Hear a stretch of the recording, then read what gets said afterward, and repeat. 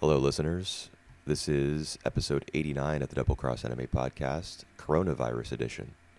I'm sick, and I probably have it. Who knows? Am I gonna be okay? Am I gonna die and not live to see the spring anime season? I sure hope not, because I'm ready for the winter to be over. If you don't hear it again in 2 or 3 weeks, you know the answers. I mean, hey, if you want to find the new partner for the podcast, be my guest, dude. Like I'm not. My ghost is not gonna haunt you or anything. I'll give you the password to the YouTube channel and stuff. Right. Okay, but before my untimely demise, we need to talk about Edo Invaded, episode 9.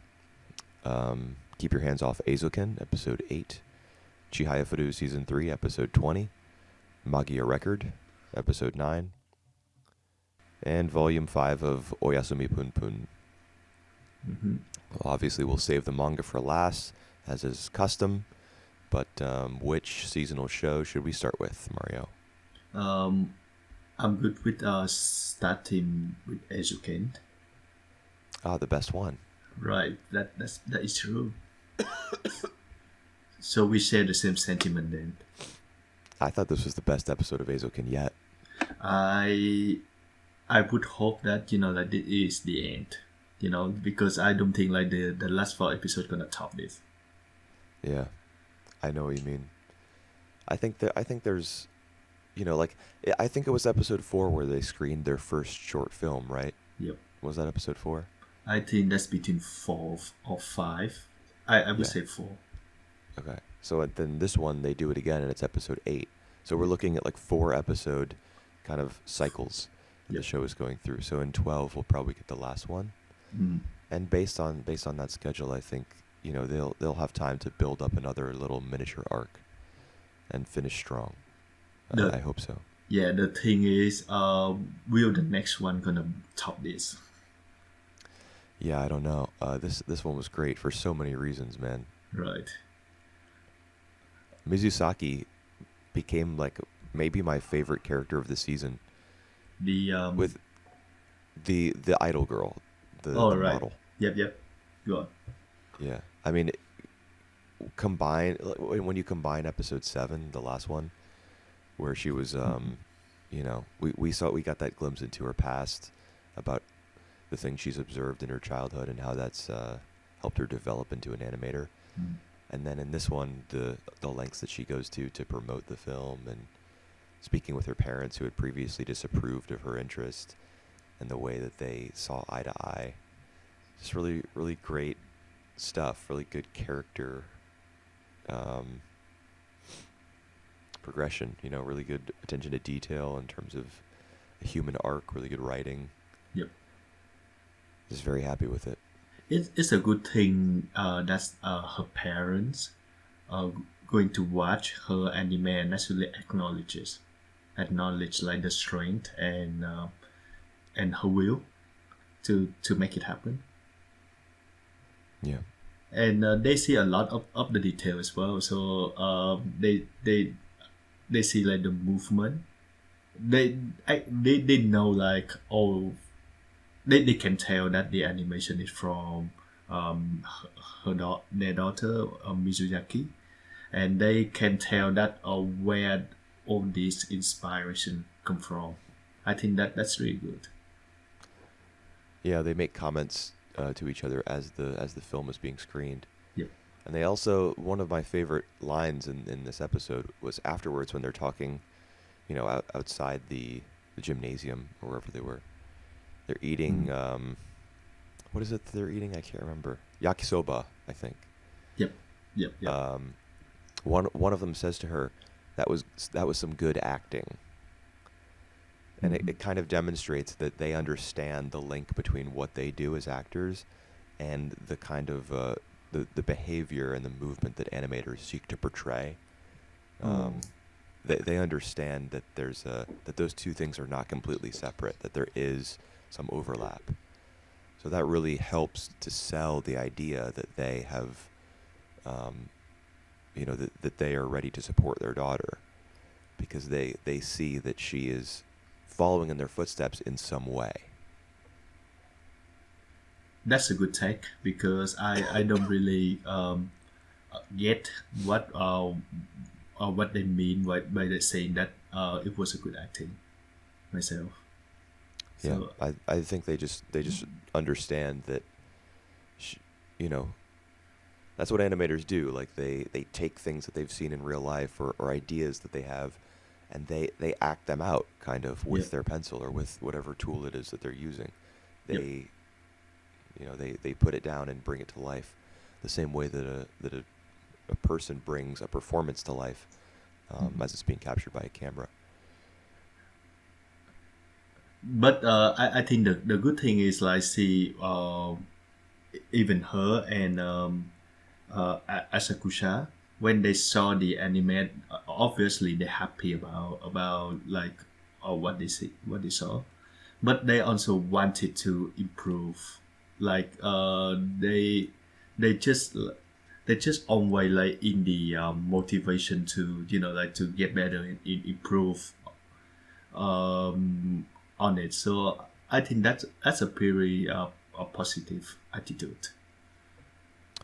Yeah, well, it can be, but like Asakusa says after the film has been screened, for example, I think I was only happy with 20% of it, Mm-hmm. Mm-hmm. and then she starts to go into detail about what she would have changed if she'd had more time, and Kanamori, the producer, tall Mm-hmm. girl, is thinking to herself, "What you're talking about this again? It was a huge success. We did it, Yep. but Asakusa, of course, as the creative one between the two, she's like, "Oh no, like I would have changed this, and this." Yep. Um, and I actually wonder if in this third arc that we're about to enter, if there's going to be some conflict between the girls, because Mm-hmm. the reason Mizusaki's parents were able to come to the school festival was because a director and a screenwriter tried to murder a producer, Yeah. and Kanamori is the producer of the three girls. So there's like I feel like there might be some weird like comic foreshadowing there. Phew. Like when I see the news, it really bizarre. It's like Yeah, USA have a trap and an attack on like their whole industry. But yeah, yeah, I think that could work. I would want to see that actually because that is the best way for like the to draw out the interaction between the three girls because as of now they are more like like always working towards the same goal. right. Yeah, I mean, the hyper detailed focus that the other two girls have that Kanamori doesn't share. I mean, I'm sorry, I have food in my mouth right now. So But they have different mentalities, mm, about anime, about art, about work. And so there's plenty of room for conflict, and I would assume that now that they've tasted this level of success, Kanamori wants more, yep. and that might not align with Asakusa and Mizusaki's vision. So we'll see what happens. Yeah, but so far so good. Like so, I even like the plan that Kanamori put by using Mizuzaki like her status, her idols as like the draw to get like people as many student coming to see as possible. Like at first I think like it was like a bit too much. But like at the end, I think like it was a correct decision for her to do that. So like in Well, a I mean, way, I kind of go ahead. agree with her. Yeah, yeah, I definitely see the logic behind that decision. The Mm. kind of the business acumen. And to be honest, I think that the parallel that we were supposed to get there was that this is how anime are promoted in Japan. Mm-hmm. Like in Mm-hmm. America, we don't. They just throw it up on the streaming service and they're like, go nuts. Yep. But in Japan, they have these live events with the voice actresses and I don't know, like probably cosplay girls at Comiket, Mhm. or Anime Japan, or whatever the big industry events are every year, I who are like enticing people to buy merch or watch a series or what have you. It's like a much bigger thing over there, and they do kind of attach a lot of bells Mhm. and whistles to the promotion of anime. Yep. So it's Yep. different. It's different in Japan. Probably like a little bit like what we saw in this episode. Yep. I do agree. I think it's normally like the voice actors actress and the singer gonna play the OP or something to promote the anime. Right? Yeah, that makes sense. Like a concert. Yeah. Yeah, yeah. So for me though, the star of of this episode is the president of the robot club. Like all the member of the robot clubs are in spotlight basically this week. They they Yeah. they go all out, and you can see like the how passionate they are about this project. Yep. Especially I don't know his name, but like the main guy Yep. who we followed running in that cardboard box. Dude, that guy's a legend. I mean, the way he ran up those stairs and then went down the zip line and ran all over the entire campus. Uh, he Yep. must be really like physically fit. That dude is a stud. Honestly, even though he has such a nerdy interest and he's in the robot club, he must be killing it with the ladies, or he could be if he really set his mind to it. I'm serious. You know I can't like run. I can't run around like that. I don't have that kind of body. I think he can score a lot of goals just based on his like his running his performance in on That's that what I'm day. saying. Yeah. Just, after the school festival is over and the legends about the cardboard box man have circulated, if he slowly lets it, like, if he just tells a couple of people and lets the rumor mill do the rest of the work for him, it'll get around that was him, and he'll be picking up girls' phone numbers left and right, man. One thing Yep. one thing that he need to do, he need to contact Kanamori in order to promote himself to No, the no, girls. that's the thing. You just got to let it happen naturally, You just Oh. you just tell two or three people that it was you, like in confidence, and you you can even tell them, don't tell anybody. But the rumor mill will do its thing, man. It'll happen. Well, is that the coup for Maya record? Was that supposed to be a segue? Are we transitioning? No, no, we still have a lot of things to say about Eizouken. Do we? Not a lot though, but I still really enjoy it. Um I feel like the passionate that like the staff put into this episode. I think it could be described as best as like the celebration of anime itself in these episodes. So it's No, so I joyous. I think it's pretty character focused personally. Hmm. I think Mizusaki is the star, 100%. Yeah. Um, Oh, and I have so much. and What's the word that I want to use? Mizusaki is my favorite character right now. yeah, and you remember when she announced the anime, and that Asakusa like got the clue and like, just play it directly when she announced. So Yes, we have because she like the wanted the effect. yeah That was the so water nice. effect That was behind her. so. That's right. That was Yeah, so impressive. yeah. And Kanamori didn't understand what she was doing, but Asakusa, and we can actually see why she would have made this decision, because when she was cooperating with the sound editing girl in the first scene before the Oh credits, yeah. we saw that she had a gift for timing. Actual direction. Uh, Hmm. like control over the finished project is what I mean by that. So editing as well. And she uses that same, um, uses that same gift in order to sync up Kanamori's, very short intro with a particular cut of Hmm. animation. Yep. Um, Pretty cool. Yeah, I actually kind of impressed that when she when she see the version with the sound, she can like directly tell which like which scenes that she think was working. Because I know that if it was me, I would be like all right with whatever. uh, that's I'm not really paying that much attention to the sound, I think. Ah, okay. Yeah, I mean, oftentimes, well, especially when you're when you're watching something and intending to talk about it or write about it Yep. later, you might be dialed in on just the progression of the episode itself. Like what does Yes. it contribute to the overall story, Yep. and what does this episode accomplish? But yeah, the technical elements of an episode of anime are what combine to give off Yep. an impression. That's right. Like, so if the sound is not synced up very well, whether you notice that or not, your brain notices. Yeah, I think that's true.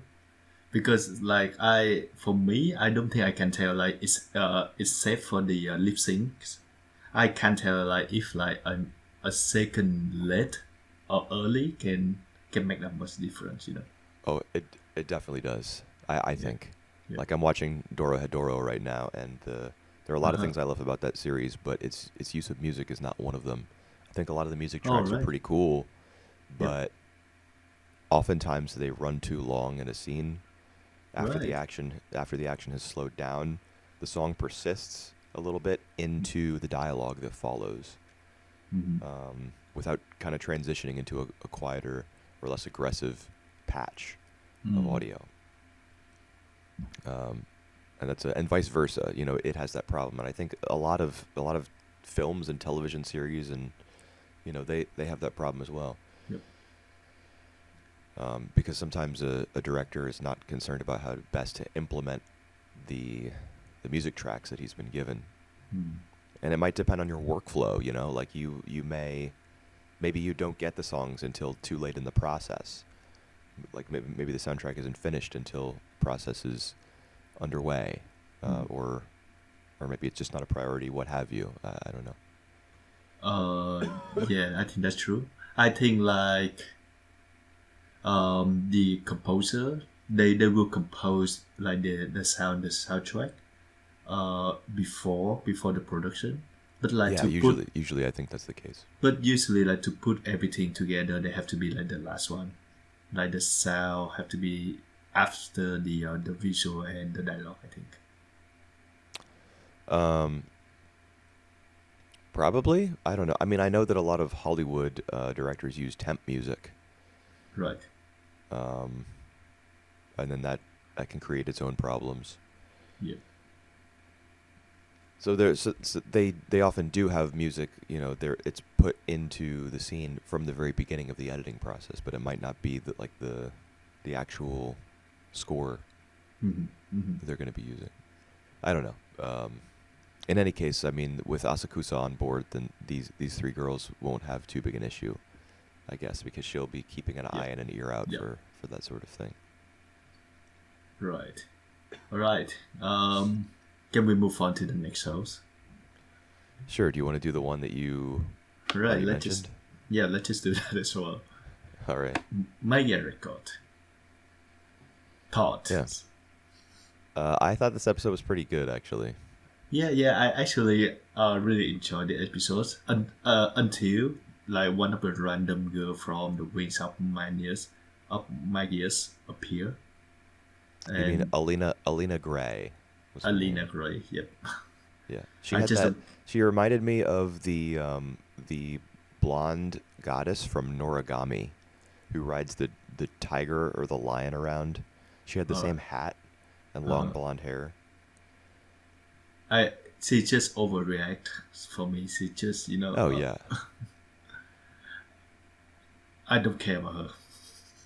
yeah. Well, the thing about this show and a lot of CGCDT shows or whatever the acronym is, the characters have specific personality types or tropes, Right. and their behavior just ticks that box in every scene that they're in. So obviously this girl is like she has the little verbal quirk where she says something in English, um, and she's kind of acting really not Genki, but what is the word? Theatrical. Like she acts very theatrically. Oh yeah, yeah. Mm-hmm. So anytime that she's on screen, she's going to be doing that, and Yeah. that's the way it is for a lot of the main characters in this series too. Yep. Yachio is always like a sad girl, a sad girl, all the time. Yeah, true. But this episode in particular is a good episode. Considering that we don't even know about Sana or the computer eye before, but like this episode, raw their chemistry very solid, and I from the point of view of Sana, which is she doesn't feel she belongs to the real world, and she feel more, in tune with that world because I actually like spend time with her, and like look her, what I think what the word that she use, look her in the eyes or something. I don't remember that phrase exactly, but they certainly have a bond, Yep. that Sana didn't have with anyone in the real world. I mean, she wished to be invisible when she became a Yeah. magical girl. I don't know, like I think that happened before, like everyone not noticing her. So I don't know like what the cause of why she wished to be invisible. It was because Maybe of her she family just life. doesn't Her feel family belong. life. Oh right, yeah, yeah, Remember true, true. her mom remarried, Yep. and she felt like she didn't belong in the new family. I Yep, think yep. that was probably the point at which she wished to be invisible, Mhm. and then you know, then her experiences at school started to be a result of that wish. Yep, true. That was the general timeline that I got. I mean, it wasn't told totally linearly. A lot of the flashbacks were in order, Yep. but the one about the wish The to be a wish. magical girl, we didn't get a full flashback. Um, Yeah, true. but like the even though it wasn't all in order, you understand what she's feeling, and you get the sense that this is a real relationship between her and this AI, Yep. because the show dedicates so much time to it, and Mhm. it does slow down and take a good long look at one of its characters, and that's something it has not done maybe ever in its run so far, except maybe like the Iroha in episode 1, Yeah, perhaps. true, true. I was thinking about Iroha in episode 1. What's Yeah. that? Wrong. Sorry, I hit my mic stand, the arm. Yep. I'll Uh, edit that out if I remember. Yep, I think like the notion that that you stand at the top of the tower and you jump over in order to transport into like that ramps. It's actually pretty cool. I think like visual wise it really uh it's cool. It is cool, kind of like video game cool. As Yeah. in, that was how you entered this world in the mobile game. Please download our mobile game and spend all your money from your convenience store part-time job on microtransactions to level up your magical girls so you can get the cutscenes with the characters from the original Madoka Magica. Please. Whew. But this episode was good, I thought. At least it wasn't total crap, and then it tried to sell the mobile game on top of that. Mhm. Well, but got to say like for the last 9 episodes, there was a lot of characters in the show. Yeah, how many can you name, do you think? Oh man, I can't even say like the main four that we have so far is like Iroha, Yayuchi, the girl with the Chinese restaurant, Su Kuyo, I think, and that girl Alice, no, it's Felicia. So like that's the Damn, fogger, and then we get like you're already doing better than I would have. because I'm vlogging the show. Oh, right. And then we have like the trigger that she met when she first come to the cities, which I don't remember any of the names. And Yeah. then we got like the Wing of Magius crew, which is like a lot of them. I remember the twin. I remember that someone that she met like randomly last episodes, and this one she met randomly in this episodes. And that Wait, doesn't you mean Sana? include Sana. No. So last episode she Oh, Alina Gray is who you meant when you said randomly in this episode. The oh blonde yeah girl. the blonde Alina girl. Gray. And that doesn't include like the original characters which like randomly pop up, save the day, become the Deus Ex Machina, and then just gone. So Yeah. there was a lot of them. And the childhood girls, the two best friend of her little sisters, which I suppose has something to do with Iroha as well, because we didn't mention about that last week, but from the last back, one of the girls say like the four birds. So I think that's there should be Iroha in the scene as well. Really, I didn't catch that Yeah. last week. The four of us. Yeah, the four birds. Like she especially okay. say that. All right. That's interesting. Yeah, that's interesting. But we don't see her or them consistently enough for that to stick in our minds. Like Yeah, this that's episode pretty much kicks everything else that it has done for the last 8 weeks to the curb for a bit and tells a completely standalone story. And it was better for it. Like honestly, I would have liked Magia Record better if it had taken on this form. Like right. I think it would perform better if it were like an episodic story. And It, for example, like Iroha is carrying on like the spirit of Madoka, yeah. and she is going around and visiting magical girls that are having these crises, and helping them through whatever it is that they're going through. And she could just show up in the second half of the episode. The first half could be dedicated to a new character every week, like an anthology series, sort of. I think that would be a great way to explore the Madoka universe without bogging yourself down in a story that you're not totally committed to. Like the last time a show that does that become like one of my top anime of the decade. So that's Oh, like what's that? Bushishi. So that's like a golden formula for me, personally. Ah, Um, okay. Yeah, yeah, Mushishi is kind of like that. I think that could work in this one, and especially it's a mobile game show, a mobile game adaptation. So they can like put on as many characters as they want to into this. To be fair though, it's kind of work this way as well. So like they have like the episodic like 2 episodes each for each act right now. So this might like the end of this like Invisible Girl act. Yeah, but if you do it this way, it's more focused on like the rumors and the like Yeah, kind of true. the It's not backstory the or the characters. mechanics of the game. Yeah, and not the characters exactly. Yes, that's true.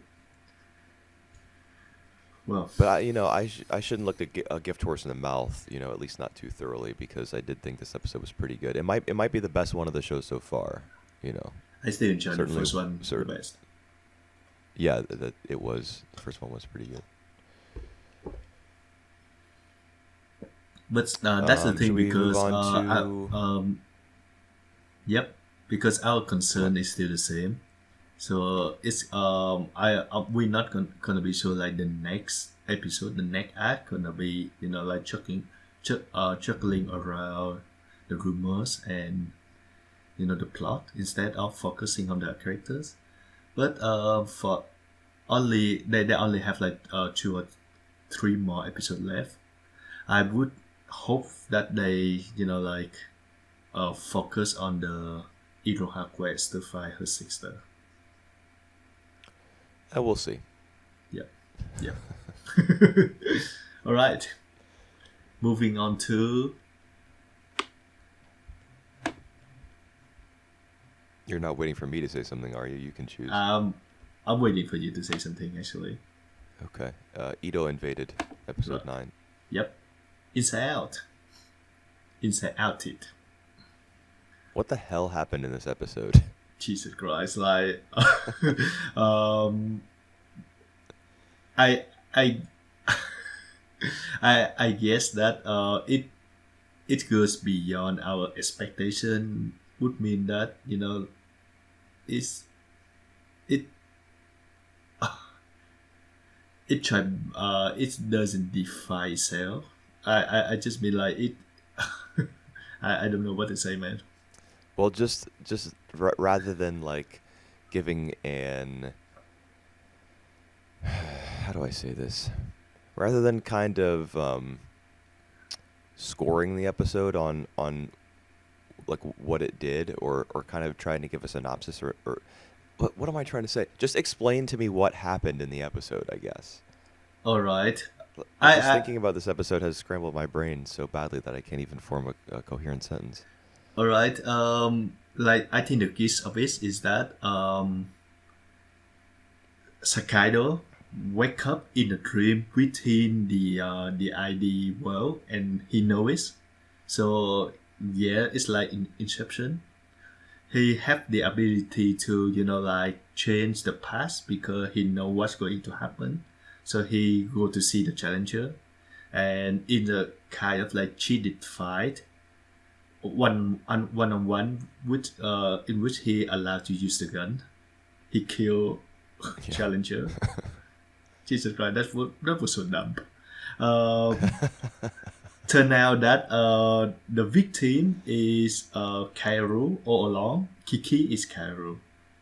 So Yeah.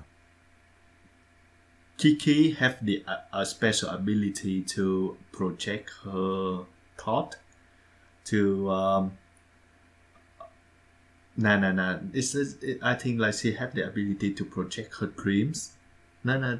I don't know, man. See, this is the part that I wanted you to explain, because I don't really get it. All right. I'm like in full dumb mode right now. I don't understand what the show is going for. All right. I mean, I get that she serial have two killers are, like, abilities. entering her dreams or something. Okay. Oh, what are her abilities? So one of them is she can project her thought into like the person next to her.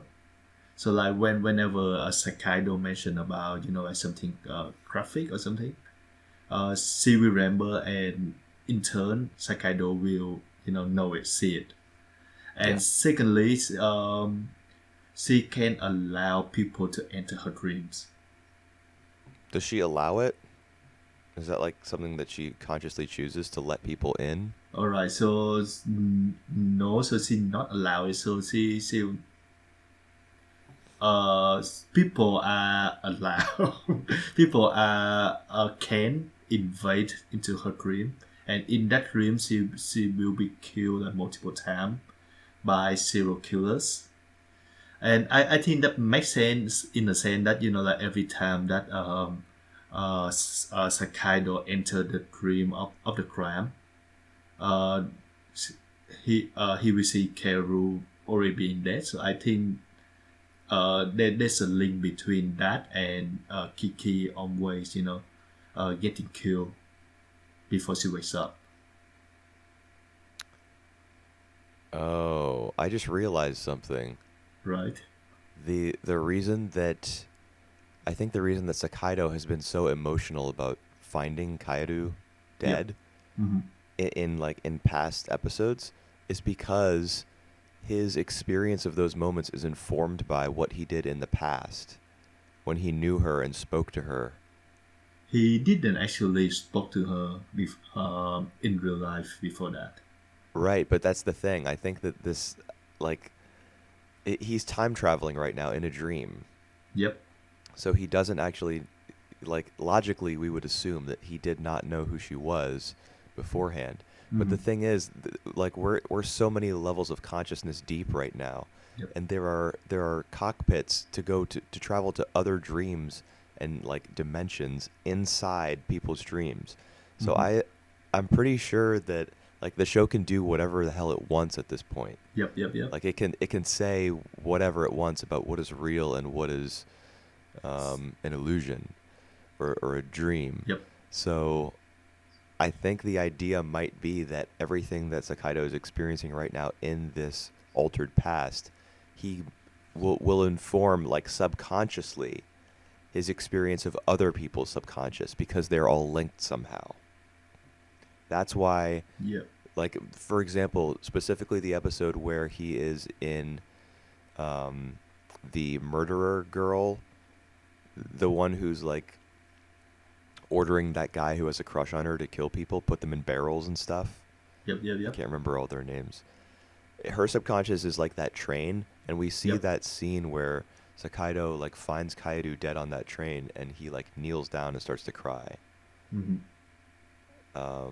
Like that one in particular, he's very affected by seeing her like her dead body.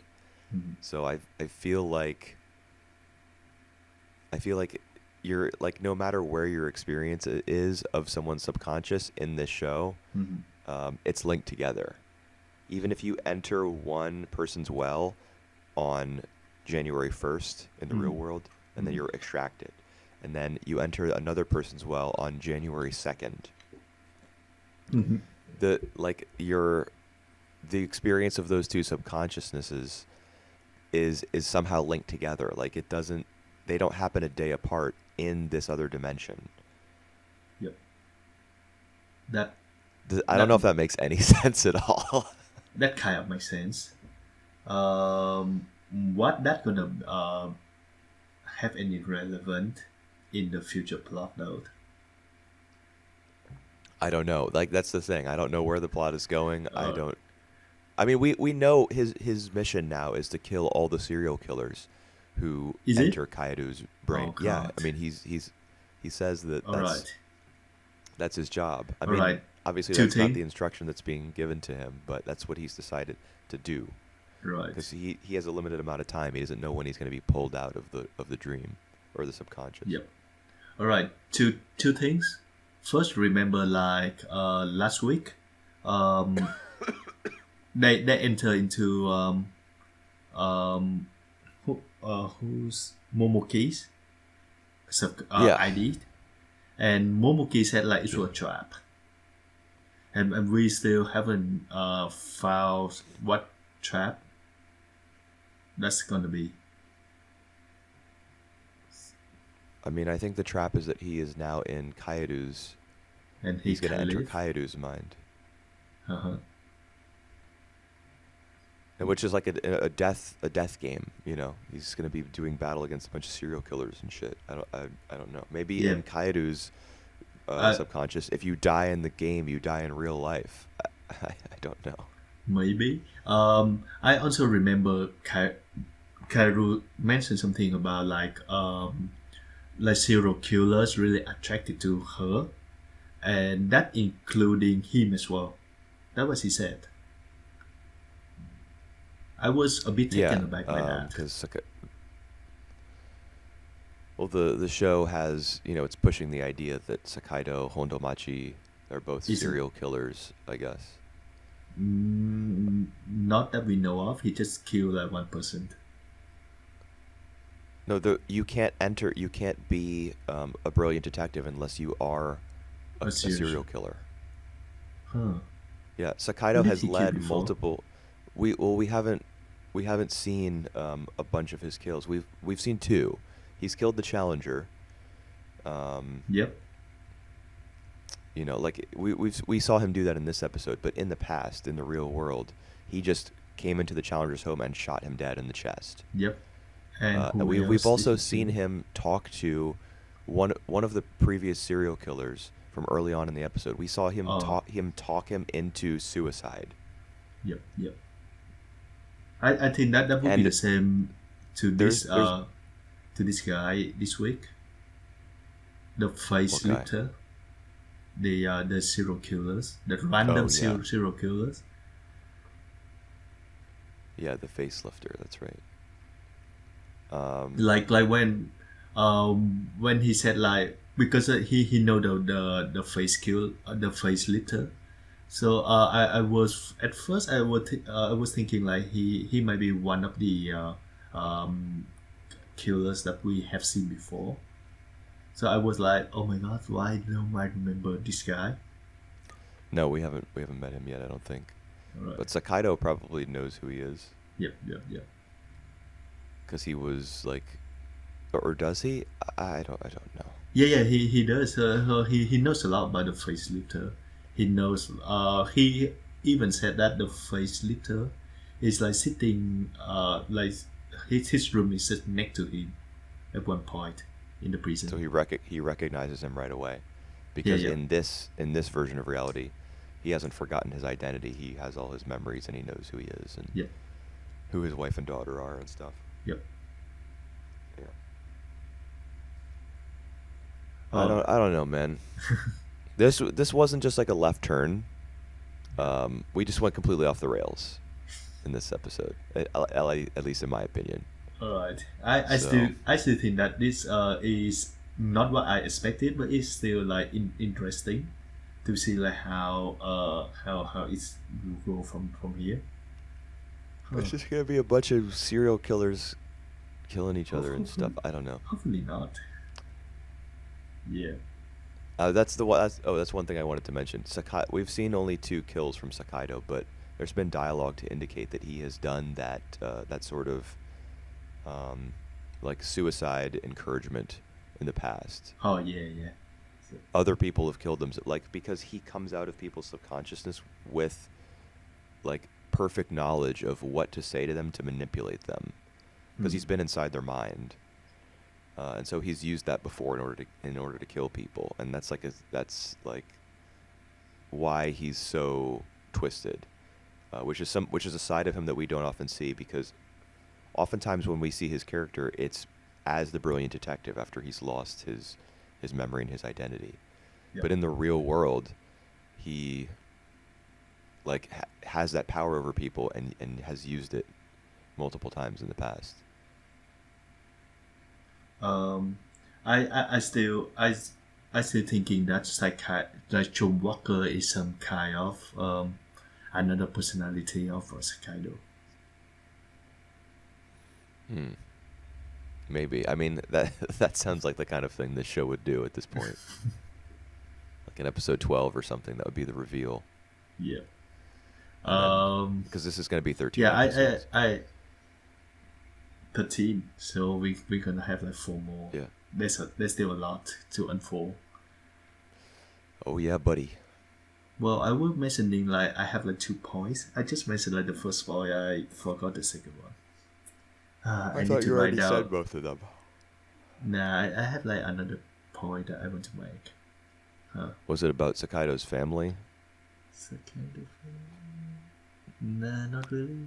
Was it about Yeah, we'll Kaido's come back to me. relationship to somebody? Yeah, all right. Okay. How about Chihaya Furu? Alright, let's go with Jiharu. Tsuo wins as expected. Yep. Harada never stood a chance. Got blown out in the Um. final game. Yep. How do you feel about that dot? About I've been expecting it for so long that it felt like it was normal to me, honestly. right. I mean, like, I never expected is him it to feel win. anticlimactic to you, like with the Queen map? Oh, Because the the uh the elder people, so the older people, the experienced people actually make a mistake. Both of them. That caused them losing the title match. oh yeah, the fault. Yeah. Yep. No, I was okay. So the show spent a lot of time on the luck of the draw scenario in the fourth match, like a lot of time. hmm Um, and as a result, the fifth game was kind of truncated. Like we just got voiceover from Harada, pretty much, hmm as the fifth game was going on, and he was like, um, some young person will use this match today as Mm-hmm. fuel to eventually defeat Suo. Mm-hmm. He was thinking this to himself as Suo was like destroying him, which we barely saw until he, you know, Yep. loses really badly. So that was kind of anticlimactic. Although I understood that they didn't have all the time in the world. But as for the fault situation in match 4, that one I mean I didn't like it in the Queen match, but in this one I thought it was perfectly fine because we've seen that that is an element of Suo's playstyle. Yep. And Harada, as like during all the dead card readings, Mm-hmm. Suo was sitting motionless, but Harada could feel his intent, Mm-hmm. and that pressured him into taking his card. So I Committing a actually liked fault. that scene. Yep. Yeah. Yep. I do think like the queen match is like the foreshadowing, or like thematically tied into this one where Harada Sensei committing a fault. So I do think that like the moments that you really hated last episode kind of having a merit, kind What of moments did I hate in the last episode? of Inokuma actually committing a fault. Ah, yes. Um, yeah, well, I just really like Inokuma, so I'm highly biased. Me too, man. But as for Suo and Harada, I don't have like a favorite between the two of them. I mean, Harada's cool and everything, but I don't have the same, desire for him to win that other people seem to when they watch this show. I think he's kind of annoying as a Really? Karuta player. Yeah. I mean, Yeah. he's cool as a character. Oh, The way that he's given so much of his life to help young people yep. learn and enjoy the game is awesome. But as a competitor, he's just as dirty as Suo is. Yeah, I know that I don't want him to be my opponents if I Yeah. play card. Yeah, he just at one point in this match, he just like stands up Yep. as the reader is waiting to complete the poem that he's just read, and Harada just says, "Oh, excuse me for a moment," and stands up and like stretches and stuff, Yeah. Well, it's not. and gulps the air. Do you remember the scene where he goes wow and gulps a bite of Yep. air? That was so weird. Yep. Yep. Well, it's not like that. He he breaking any rules. I I don't know. Isn't he? If he does that several times, yes. But he just does that like once in a while. I think that acceptable. He knows that. Yeah, but he moves his cards constantly. Like in match number, I can't remember whether it was 3 or 4, when he decides to start playing on Suo's weakness, like his eyesight. Yep. He moves the cards around constantly, like between every single point taken. Yep. It's really Um. rude. Well, I not mean, the show really. itself is making the point that it's rude because the characters in the audience are like, "What are you doing? Like, be more considerate, have more respect." Well, he still lose the games. Yeah, and that's the thing. After all that, he still lost. Um, how do you take on Arata like um, announcement? That actually, Arata announcing that he was gonna do that actually kind of tells me that it won't be Arata in the Meijin match. All right. Wow. Wow. I I think it's gonna be Taichi and Suo at this point That makes sense. That makes sense. Um. Yeah. Well, because I Taichi has stayed behind to play in this Memorial Cup that's happening afterwards. yep. Like we see that in this Um. episode. We see that in the one where Chihaya plays against Suo, and he Yep. crushes her and says, "You can't be the queen," and she leaves. She's destroyed. Yep. Um, but Taichi stays behind, and he's thinking to himself, "Damn, this guy's play style is scary. I wish I could Yep. play like this." Yep. Like Taichi is throwing himself into the game, and I don't know if it's for the right reasons, but I think that's going to be a big part of his arc um, going forward is learning to love the game, not just for the link that it provides him to Chihaya or to other people or to feeling a certain way about himself, but learning to love it because of the game. Yep. Like learning to appreciate Karuta. I think that's what our show have to learn as well. To really love the game as well. Yeah, that's a good point. So there are a lot of similarity between Shuo and Tai Chi. Yeah. Well, I actually find that Arata doing that a bit annoying at first.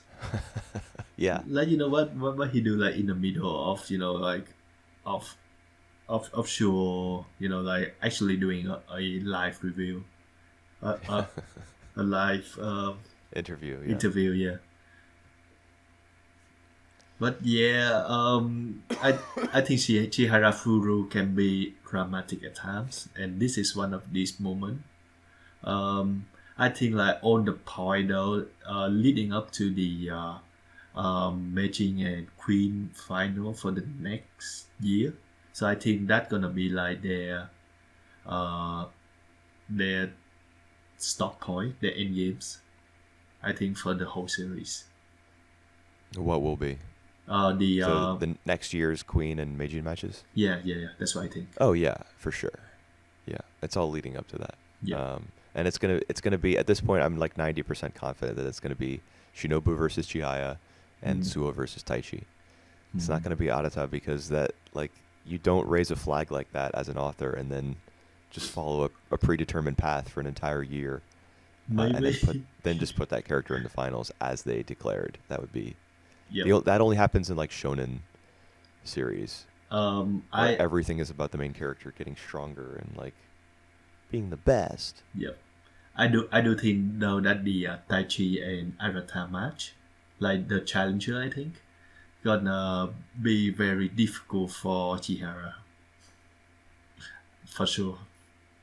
The Taichi and Arata match. Yep. Like when that eventually happens. Yeah, that's gonna be their challenger. So they gonna who win gonna play with sure in the matching match. Yeah, probably so. Probably. That's gonna be so. I mean, I'm sure hopefully. that's gonna be so. No, hopefully Chihaya is just playing her Queen qualifier at the same time, and Yeah. she'll have to let go of any thoughts that she has about either guy in order to concentrate on her match against, like, I don't know, Rion maybe, That Sakurazawa's protege, something like that.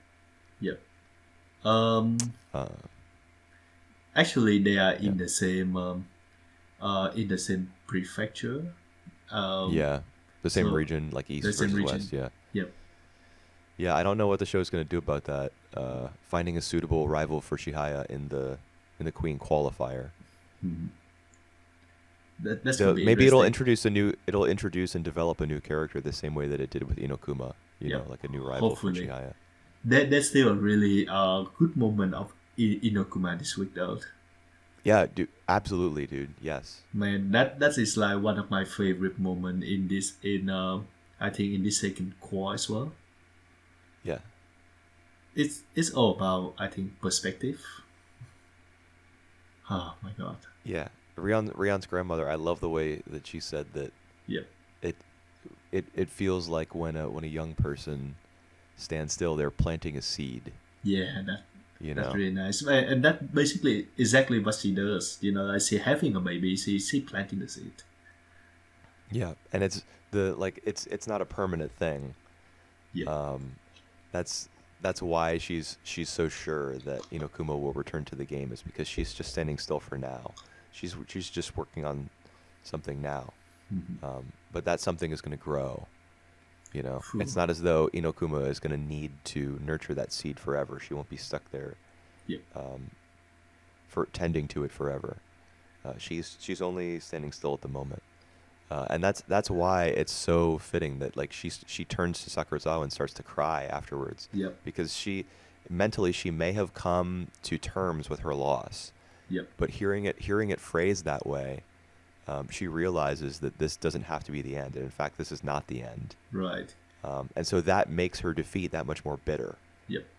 And she even say that like from my point of view, you are also young. You are not that old at all. Yeah. That was so, oh my god, on point. Yeah. Well, I mean, Inokuma is so much older than a lot of the people that she plays at the top level. Right. Hearing someone say that to her must have Yep. kind of shocked her because she was so She's used to viewing herself that way. Yep.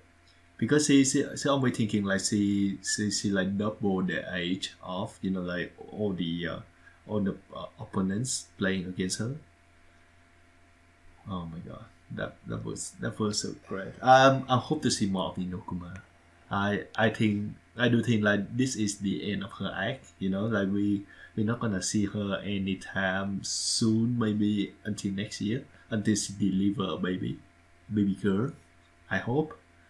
But hopefully though, I want to see it more of her. Like every moment of Inokuma having a blast for me. That would be nice, but I don't really think we're gonna get that. Yeah. I think that the one time that she's likely to recur is when Rion is making a run Huh. at the Queen qualifier, because Rion, being Sakurazawa's pupil and having kind of looked up to Inokuma, made a connection with her. Yep. I think that Inokuma will come back and spectate her match. But apart from that, I mean, she is going to be raising another child. Yeah. She really does not have time to be going out and watching kids play a card game. Yeah. I think we'll just see true. her that one time, Yep. But that'll be nice. Yeah. So we move on to Poon Poon. Whew. All right. What do you think about the volume 5 of Poon Poon in general? I mean, I still really like the manga. This one is a lot different from what we've seen in the past, though. Yep. There's a lot of chapters about Seki and Shimizu. Mm-hmm. I mean, there's 10 chapters here, and let's see, 5 of them. The second think. half, almost like yeah. I think Actually, sorry, Yeah, I'm well- wrong. I'm looking at my notes here, and it's 3 of them. 3 of them are highly focused on Seki and Shimizu, 52 through 54. Mhm. All right. But some of them were like very long. Like we spent a lot of time on these side characters, Yeah. and it kind of gave the whole volume a different vibe. All right. I must say like this volume is a downer for me. It just, oh my god, it's just depressing. Especially the first few chapters. That like after I read it, I just I don't want to read it more today. I just leave it for the next day. So What about the first few chapters made you feel that way? it's about Midori and Poon Poon. Ah, yes. Why why does he have to do that? Oh god. Because she's fucked up. She As we, depressing. She depressed. yeah. I mean, there's no reason that somebody would want to be with Yuichi unless they themselves were. I mean, I shouldn't say no reason, but it's not as though he like corrupted her or anything. I'm sure that his depressed attitude has rubbed off on her a bit, but from the beginning, I would say that she has to be attracted to someone who is so clearly like depressed and suicidal.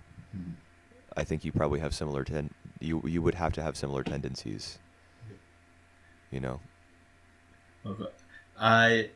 The one thing that I'm glad out of this is like it does like the action does have like the permanent effect to Poon Poon. Like afterwards, like Poon Poon doesn't really want to like ever see her again. And like every time that like the time that Poon Poon saw some Midori, like I think at the end of the volume, he actually thinking about that scene. like over again. Yeah, because it was. I think it was probably his first sexual experience. Right. Um, and yeah, dude, 50 at chapter 56, the very last one, when he sees Midori again, that was the Yep. for me that was the ugliest moment of the manga so far. And I don't mean Yeah. ugly like off-putting,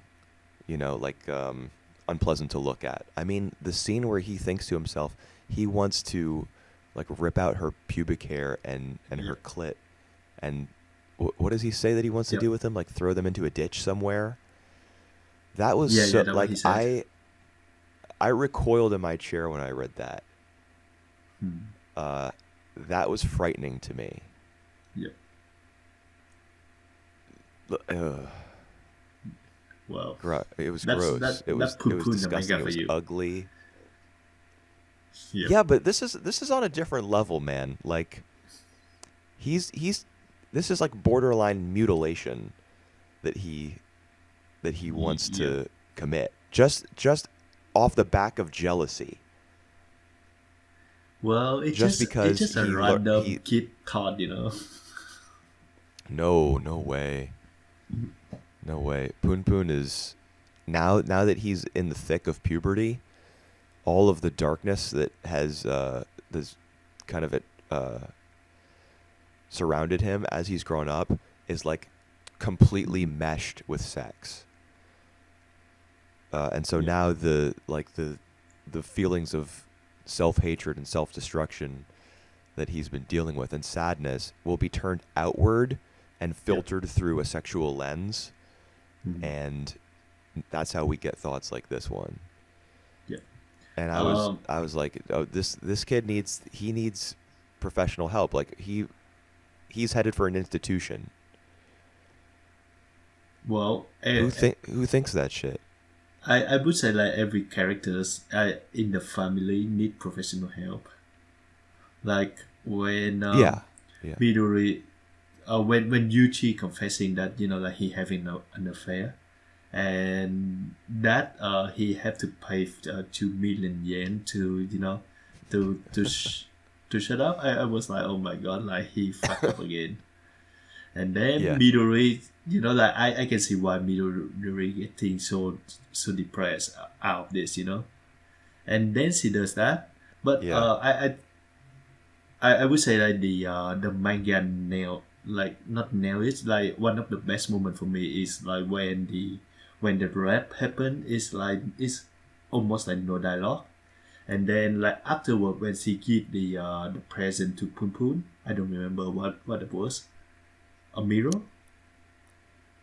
Glasses. A She gives him glasses. glasses. A glasses to Or are Poon you Poon. talking about the present that she gives him in chapter 56, which is the little Daruma doll? Yeah, oh no, I'm talking about the one before. She told him that like consider it as a gift, as the graduation gift. And Right. yeah, and to me though, it as if she said like the whole rapping that please consider that as a graduate gift, not the classes. So I think that's a really smart way to convey the um, uh, the message for me. Wait, what message? That she just consider what she done with Poon Poon like just a one-off thing. Consider that just as like a gift, basically. No, no, dude, fuck that. What she did was disgusting. Yeah. Well, Poon Poon is like 14 years old at that point. Something like that, he's 14 or 15, because he's about to go to. So he must fit be 15 because you enter high school at 15. right, right. 15, 16, yeah, 15. Huh. Yeah. So I remember, I don't know if it was last week or the week before, I was talking about my interest in these sorts of relationships and these sorts of stories. All right. Yep. But as soon as they turn graphic like this, I really do think that that's like abominable. I think that it's gross. Yep. Um, Oh my god. And it was not a gift by any stretch. That was a rationalization on her part. Like child predators Yeah. will use that sort of language, like, "Oh, I'm going to show you something special," or "Let me let's I'll teach you what adults do," Yep. stuff like that. And that's the I mean the reason she did what she did was because she was feeling horrible about herself. She was feeling lonely, Yep. neglected, and like uh, you know, doing to Poon Poon what she did was, I think, a way of her kind of taking control, like taking some measure of control over someone else, and perhaps in her mind, like taking control of her own life. And perhaps it's like a way to hurt Yuichi as well. Yeah, to get revenge on Yuichi. Yep. Yes. So Yeah. yeah, Very very good point. it's like on Yeah. the dark, on the very dark thoughts that she been experiencing. Yeah. And I'm. another good part about that is like afterwards, when Poon Poon, staying alone in the apartment, a new apartment, and he actually considered like uh, jumping up the Yeah. balcony. Yeah. My God! And the way like the panel, showing that, it's just heartbreaking. Yeah. You mean like the two double panels in a Yep. row? One where he's on the balcony and one where he's disappeared. Yeah, yeah, that's right. Then on the next, yeah, like you don't know, has he jumped? Yep. You don't know. And then the next page reveals that he's kind of like fallen backwards back onto solid ground on The the balcony. and the way But they. then he starts to sob like uncontrollably. Yeah, that's right. Uh, yeah, but the way like the panel as well, like you see like it just like insignificant in like in that world in that world point of view. Like if like I would Right. say like even if he jumped, it wouldn't matter to like all other characters, but Exactly. us. So that just say like how small Poon Poon will feel, how small he is like in relation to the world he's living. God, Yeah. that I mean, that just sad. the that chapter, which chapter was that? 51. That chapter and quite a few chapters in this volume, I think, do a good job of like visually depicting kind of suburban malaise. Fooly Cooley is another series that did this pretty well. Like the shots of like subdivisions, neighborhoods, just suburban areas where there are a lot of houses all in a row, multiple rows, all looking very similar. And Poon Poon walking in the foreground with all of that sameness and homogeny behind him. Nothing is standing out. Whew. You know, his environment is just not. There's nowhere for him to go in there because everything is the same, and it's like the double page spread with the balconies. It's the same thing. Like each one of those apartments looks identical Right. from that perspective. You know, Yep. and there's a woman doing laundry on the balcony, and there's a guy outside with a cig. You know, just having a smoke. Nobody sees Poon Poon. Nobody cares for him. No one is worried for him. Yep. Um, Yeah, I told you that's it was how he now how he that feels. He feels trapped. He feels small. Yeah, true. Yeah. Yeah, it. Are we gonna talk about how Poon Poon's dick has a Poon Poon face on it? All right, let's talk about that. Jesus.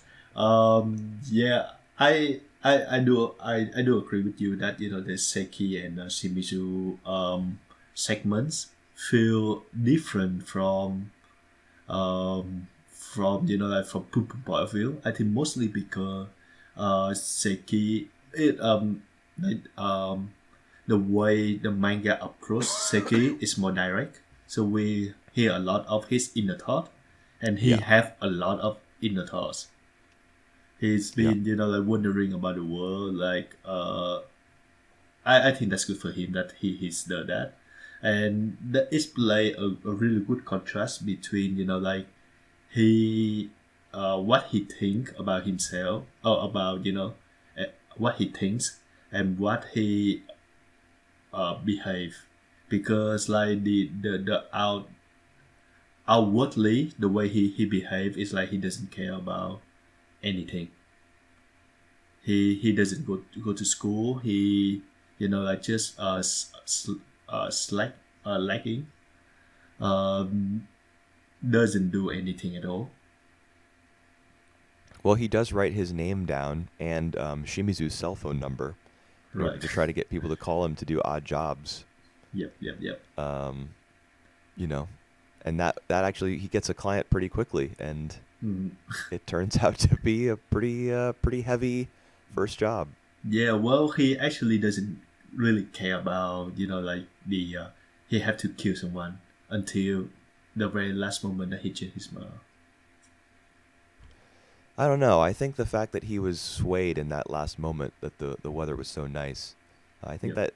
that tells me that he's not really the philosopher, you know, and the detached soul that he thinks he is. I think there's hope for him. I think there's going to be redemption for Seki in the end, and I think that he is the foil to Punpun, for whom there Uh, will be no redemption. all right.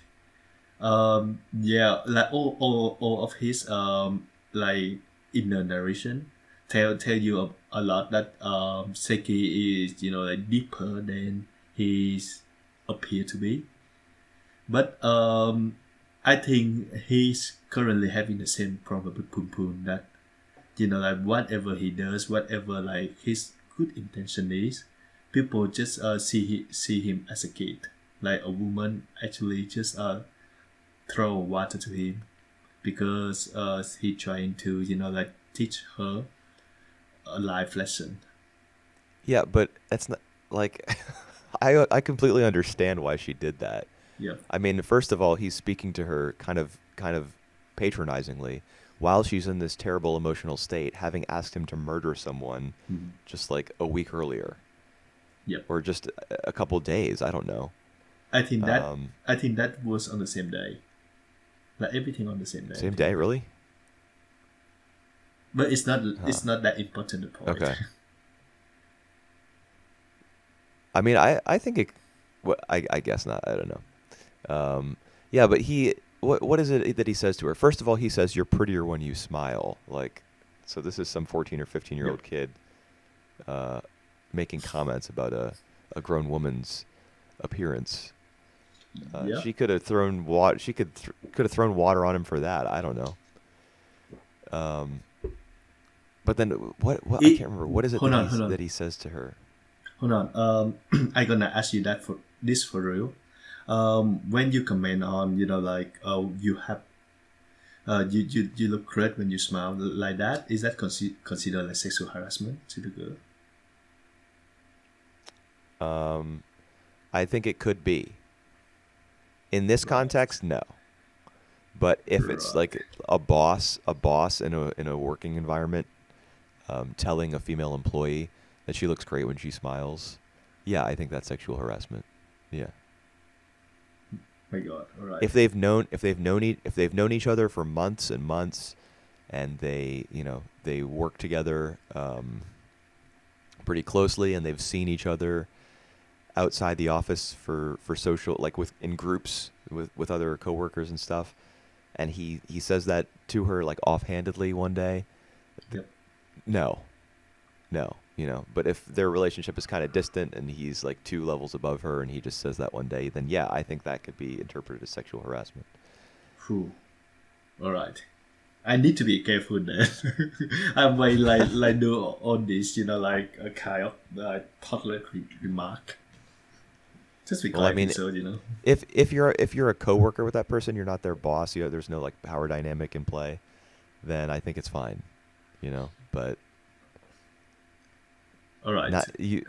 It really, like, sexual harassment really does have to do with who is in quote unquote in charge Mhm. of the two people.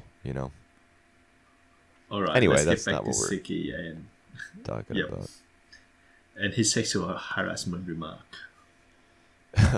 Well, he like one of the main things that he goes over in his mind, because he's thinking about all these, the idea of free will and of like God, whether God is mankind's creation or whether God is really out there, whether Shimizu can see God, Yep. which he still can. He's thinking about all that, and he thinks to himself, mankind is free. Like, I'm free to do anything that I want. I could even kill this man right now just because I'm standing behind him, Mm-hmm. and I can reach out my hand and I could push him in front of a train, easy. Yep. But I think he realizes at the last minute. I mean, what he thinks to himself is the weather is so nice. Mm-hmm. But I think that what he's realizing in that moment is that there's something beyond the simple, like, societal, like, laws and patterns and established behaviors. Mm-hmm. There's something beyond that he can feel, and I think that's why he makes notice of the weather. He takes notice of what a nice day it is, because that is something that is far beyond and outside of human control. So I think that perhaps he is sensing, like, the presence of God in that moment. Not necessarily a Judeo-Christian God, not necessarily a God that belongs to any religion, but I think he is sensing something outside of himself, because he's been very within his own head in these chapters. We see a lot of those square dialogue boxes, which indicate like an internal monologue. Mm-hmm. He's been trapped in there, and then finally he breaks out of it right before he's about to fuck up his life forever. Yep. And I mean, Punpun as a manga is very concerned with the idea of God. Yep. It's key in Punpun's life. We've seen Yuichi have his own personal god who looks different, who appears to him on the train tracks. All right. Shimizu can see a god of his own creation. Mm-hmm. And then there's also the homeless man. I do think like Aiko or something that mentioned. The potter class, the potter girl mentioned about the god as well. Pottery girl? Yeah, that's right. She mentioned I think you're right. She did. Doesn't she say that God must not exist? Isn't that the conclusion that she comes to? Yeah, she said like she called out for God and she doesn't see him, so she conclude that God doesn't exist. Right. But the phrase that Pun used right now is from her.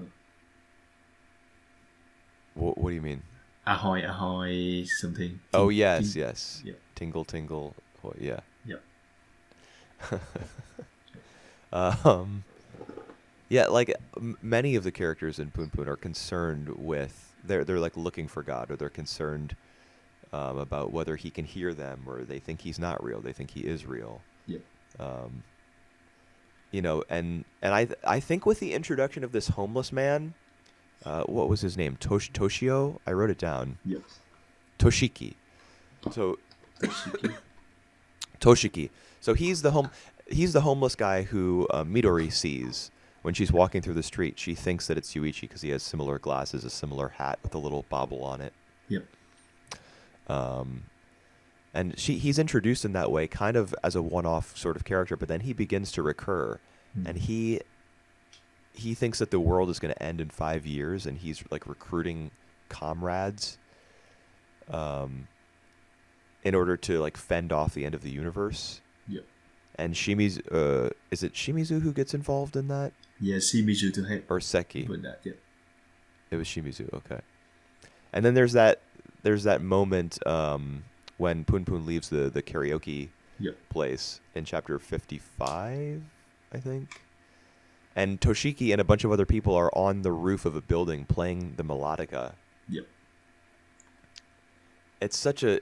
And also Toshiki is the very last person we see in chapter 56, I think.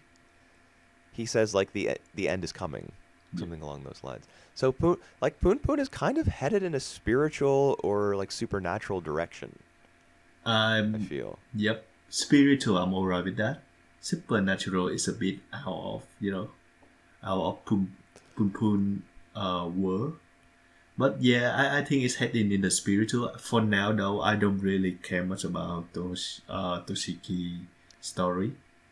because while I think it's investing in it all right, like he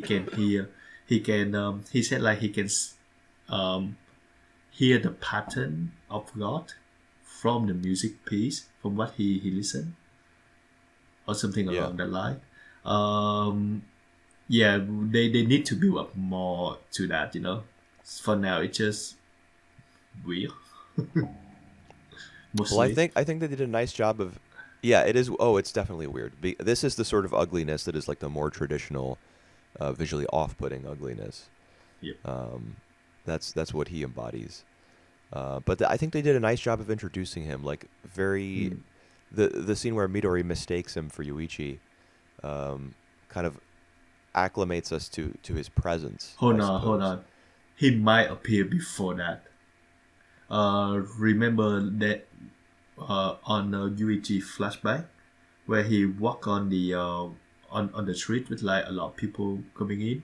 He related himself to one of the homeless men. I'm not sure if that was him or not. So it's like I long don't time remember ago. either. Well, yeah, yeah, I remember exactly what you're talking about. Don't, I don't think it was him. Yep. Um, because his design, like Toshiki's design, is really distinct. So I think I would have remembered if I had seen him before, but it could have been, you know. Yeah, could have been. Um, Yeah.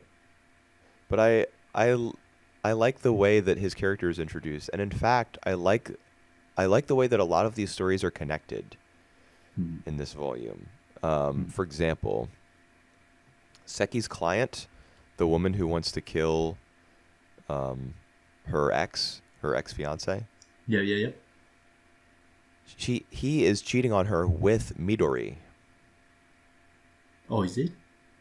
Yeah, we see that the woman who he is now in a relationship with, who is pregnant. Wait, am I just totally wrong? No, no, no. I don't think I'm that's pretty sure that Midori. was Midori. All right. I gonna have a I'm look pulling it again up on right that, now. but I don't think it's Midori. I remember her being attractive. I don't think that's Midori though. That's gonna be too much for me if it's Midori's. Was it not? I don't think so. But let's just pull that up. Yeah, that's what I'm doing right now. Because he's following her around the. It's only we only see her on one page. I don't think it's It Midori because Midori had cutting her hair short Yeah, but the thing is, we by the don't know at time. what point she cut her hair short because Yep. when the manga moves away from her story with Punpun, Yep. there's some time between that. Like that's before he started high school. That's when he's passed his entrance exams, but before he started. And then later on, we pick up with Punpun again in like chapter 55. He's in the karaoke Yep. place, and he's got that ridiculous hair. Mhm. Yep. And he's like met a lot of his classmates and has been invited out to this on this social outing. Dude, I hate his hair, his spiky hair, and the reason I hate it is because we can't see his hat. I liked his hat that we saw for the first time in this volume. His little hat with the ear flaps. I thought that was so cute. All right. Yeah, I guess this isn't Midori, but dude, it looks exactly like her. All right. All right. Let's. Just It's it's the first page of chapter 54. the first page of chapter 54. Yeah, she younger than Midori, but yep. They look identical to me. Like he could have drawn this image of Midori in one of the chapters where she appeared earlier, and I would have been like, oh, all right. All right. If you pull on to the uh to like all the picture that we have sent to each other, I remember that last week I sent you the image of the panels of Uncle Yuichi walking past a homeless man. He Yes, does look like it this is. homeless. You're right. It is him. All right. Ooh, So it is him. He has the same hat. Yeah, you're right, dude. got Dang. and that was All right. like 8 ages ago. Yeah, that was okay. So, man, this guy's really a significant part of the story, I feel. Yeah. He's being built up to be, Poon Poon's going to join his cult or something. Huh. I do think though Shimizu gonna join him. Maybe, yeah. But the point I was making earlier about how all the stories are interconnected. So I guess I'm wrong about Midori being Yeah. the guy that he's cheating with. But one thing I can say for sure is that Poon Poon's mom is sitting in the booth behind Seki and his client Huh? when she makes that request. Is it? Is it? Yes, absolutely. That there's no Is that mistaking Poon Poon's mom. alright? Is that before or after? Is I that think like when I think they it's before. when Seki first met the client? Yes, pretty sure that it was when Oh yeah, she yeah, yeah, says yeah. like, True. "Please kill I saw him." that now. Poon Poon's mom is there. And then, yeah, it's there. I just find that. Do you remember? I can't remember. Was it volume 2 or 3? The scene where we see Seki and Shimizu walking down the street talking, and then the camera pulls back, and we see Poon Poon and Aiko. Or no, we Yep. see Aiko and the badminton boyfriend. Yep. And then the camera pulls back again, and we see Poon Poon watching them. Like sometimes the characters are connected that way. Even in this one, we see there's a moment where we see like Seki and Shimizu and Poon Poon with a new girl. Like on the same panels, on the same street with We do? yeah with the homeless guy like standing in the on the roof playing music. Okay, So that was gotcha. like that was the same moment where they are like basically at the same in the same scenes at the same time. Right. Yeah, I think one of the reasons that Poon Poon started its story in childhood is because perhaps all of those boys who went to the factory in Volume 1, Gonna intertwine. and Aiko, will end up back together, like Yeah. maybe in relation to this Toshiki guy. Hmm. Wow. All of them having like nowhere else to turn, maybe having been expelled from their homes or just feeling as though they're like totally ostracized elsewhere, and so they join this guy's plan to save the universe. I don't know. Well. All right. Let's talk about Poon Poon and the girl. What, Kanye? Yep. Dude, we Okay. have not talked enough about what Midori did and how disgusting that was. But I guess we can just move past that since it's uncomfortable. Yeah. Well, we actually talk about that like for like good 10-12 minutes. I don't think it was that. Well, whatever. Let's just, yeah. No, we The can new continue if you want to. I'm I'm alright with good. that. I'm just like I wasn't well, the thing is like reading it I wasn't disappointed in her or anything like that. I expected that I actually as early as the previous volume I expected that she and there was going to be some sort of involvement between Poon Poon and Midori. And I All don't right. I Wow. wrote it down in my notes and I don't remember what tipped me off to that. Huh. Um, Maybe but when she remarked that Poon Poon look like her Yuichi. Maybe. yeah, oh, you know what? I think that was it, dude. Well, And yeah, this episode, this volume makes him look more like Yuichi, like the hat, yeah. the little beanie hat, and then she gets him the glasses that look like Yuichi, as though she was using him as a substitute Huh. during that Right. during that scene. Like, Yeah. just the implications are so like they're so interesting, but they're also so unpleasant to think about. Yeah, well, for me, I'm a bit disappointed because I'm thinking like I was thinking that Midori is like the angel out of this No, poo universe. no, So like, there oh are my there god, are no angels in Oyasumi Poon yep, Poon. yep. I've come to learn that. There are only demons here. Yep. Shut, Except, well, hold shut on. What about another. this new girl, Kanye? Nah, not You not a just, chance, not a you chance. just, you just brought her up. Like, Uh, she's she gonna be fucked up somehow. I know. yeah. Well, I mean, I agree, but If she seems nice enough right now. She's scared to leave the party alone, so she's a little nervous, the the thing is, and if she she's asks Poon Poon to go with her. if she already attracted to to someone like Poon Poon, she must have been it's that kind of logic now. You're right. The same way that Midori was interested in Uncle Yuichi. But that scenario is different because he's literally sitting on train tracks waiting to die, and she's like, "I'll save you." Yeah, Kanye well, probably does not know just how, um, I don't know, like disorganized and damaging Poon Poon's life has been, and yeah, the sort of stuff that he's had to deal with, and what that has done to his, you know, his personality or his outlook yeah. on the world. She doesn't know any of that yet. I I do And she, in think that fact, she now thinks that pretty this highly of girl Poon Poon because is gonna his be like grades are the high, and can you hear me? yeah, yeah, yeah. Hello? Okay, Yeah, yeah, never you were mind. Go ahead. cutting off like yeah. I do think now that this new girl gonna be like the one that maybe Poon Poon have like sexual experience with, and I do think that like many of his frustration from his experience from Midori gonna be to be with her as well. Um, what do you mean? Like he's going to treat her badly because He he still resents?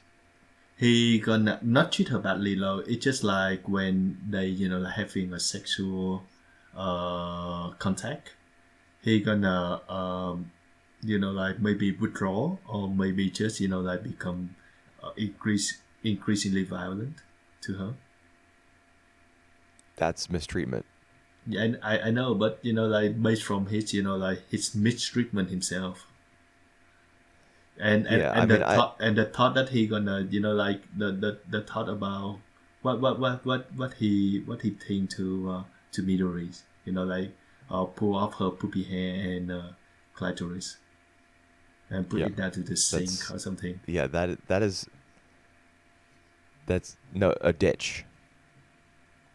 Oh yeah, yeah, yeah, yeah, That was frightening, man.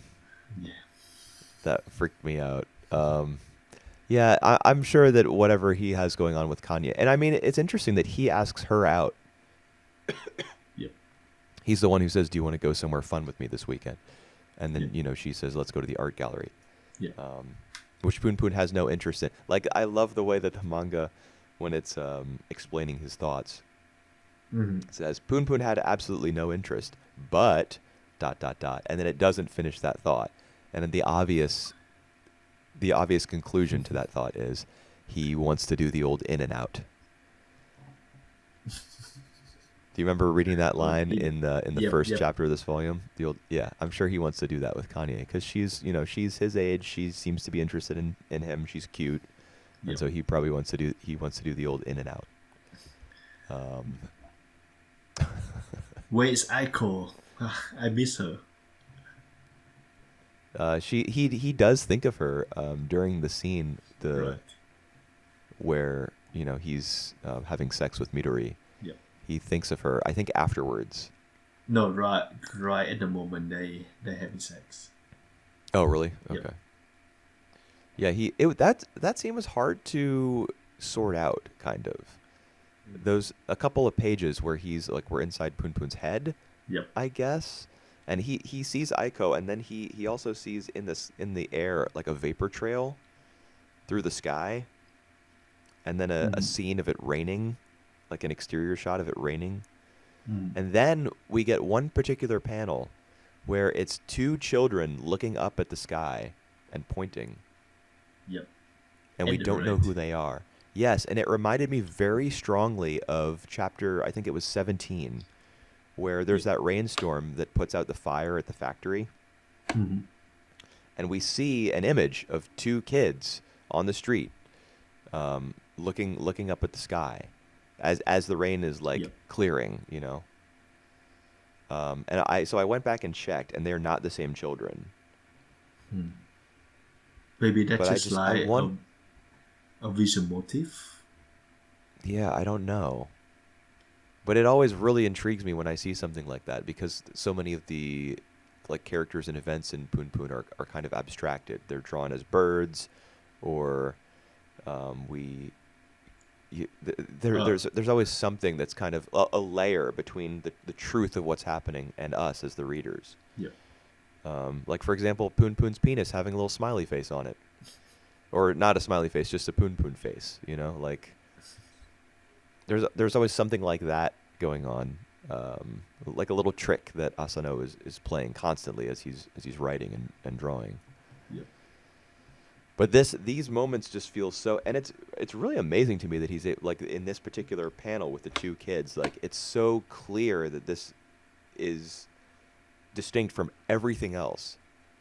Yeah. I don't know how he's able to communicate that exactly, but You know, I want to know what it means. like the panel, just a panel before that when it was raining and like you see a hands, like I Yes, that's it.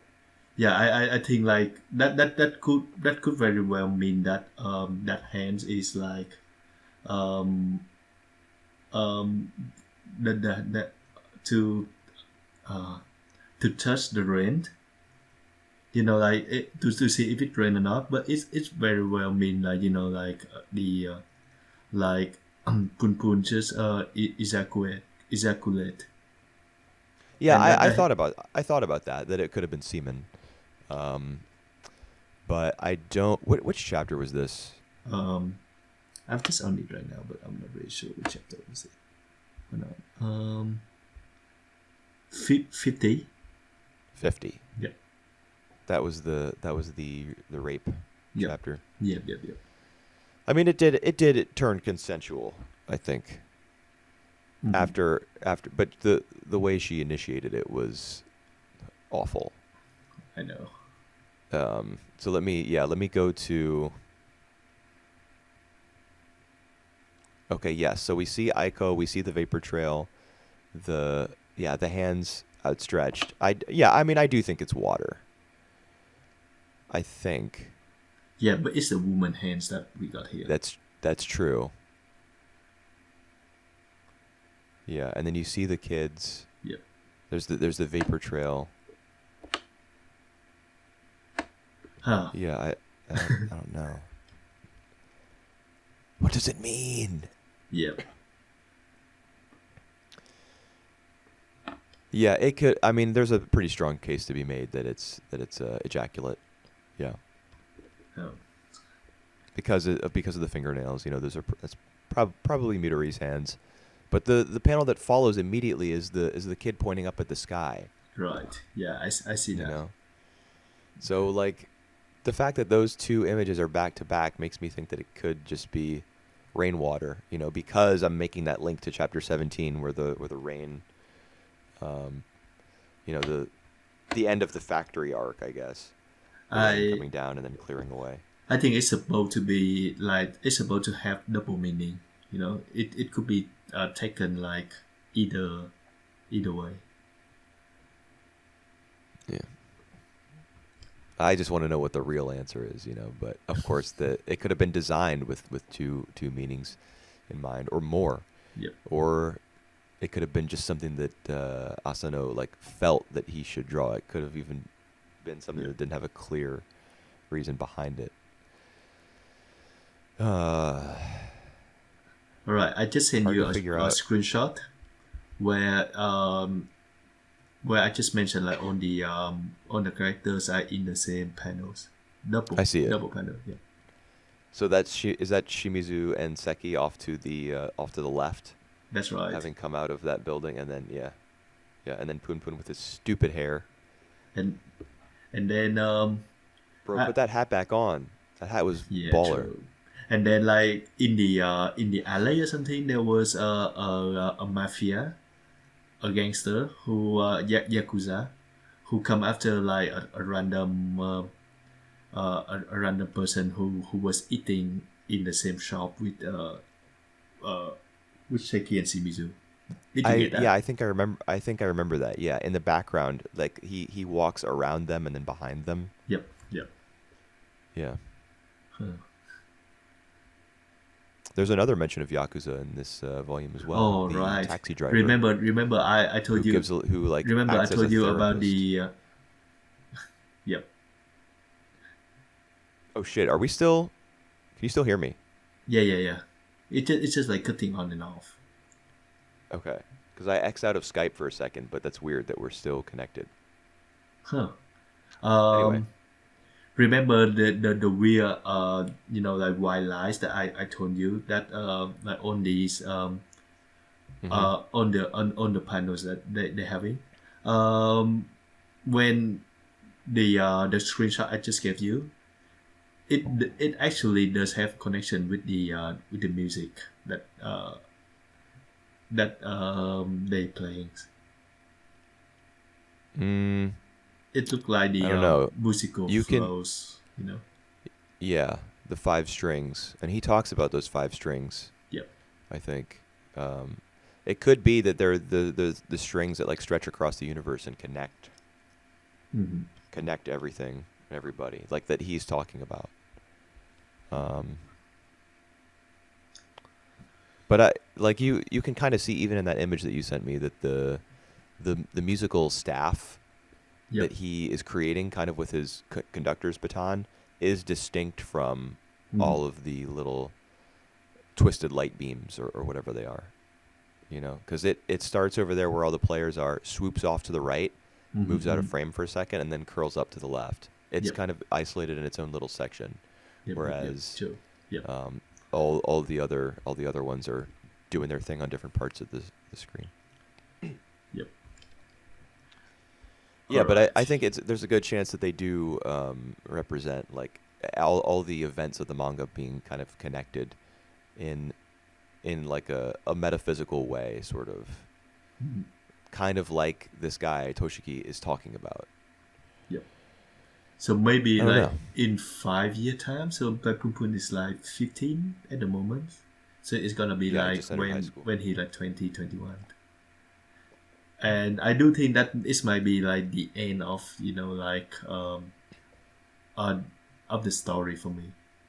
Like in What do you five mean? years time when Pun Pun get into like 2021, we got like some sort of story and maybe the end of the world literally happens. I don't think Poon Poon will like there have been anime series where the end of the world has literally been depicted on screen. Evangelion is one of them. Um, but I don't think Poon Poon is going to go there. I think that whatever it is that ends in 5 years' time that Toshiki is predicting is going to be very, very intimate and very personal. I don't think the world will end. I think the world will end for individuals. Hmm. Hmm. Yep. And for some reason, he is speaking for them. He's able to speak for them somehow.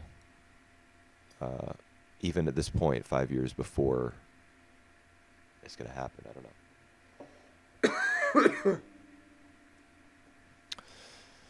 He's some like Asano is using him kind of as like a godlike perspective. Hmm. I don't know. A lot to think about in Right. this chapter. Phew. A lot of implications for the future And of the still, story, perhaps. I know it's still a downer for me. Yeah. I mean, there's some pretty optimistic stuff too. Seki not killing the salaryman. Yeah. The only one thing.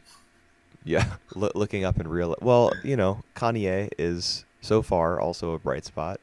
She seems like a nice girl. Obviously, something is very wrong with her, but we won't learn about that till later. Right. Oh um, no, nah. It's alright. well, what were you about to say? Something really messed up? Yeah, like maybe she has some relation with the pottery girl. Maybe she is the pottery girl, but apparently it's not No, because she's she Pottery studied Girl's uni, right? attending an art school. Yeah, Yeah, that's right. They but have I the same expect her. kind of design though. Yeah, Asano's women seem to be, The or the same. ones that he wants to portray as like physically attractive, seem to have like just one type. Yeah. That's why I'm mixing up Midori with random prego women on the Yep. street. Sure. But you know, context clues. Got to use context clues. Figure out who's who. All right. Let's just wrap up. Good idea. Um, We're done, everybody. Thanks for listening. Yep. Tune in next week for another depressing volume of poo poo. And Yeah, next week we will be roughly halfway done with the story. After next week. Jesus, all right. Quick. All right, see you soon, guys. Bye bye. Bye.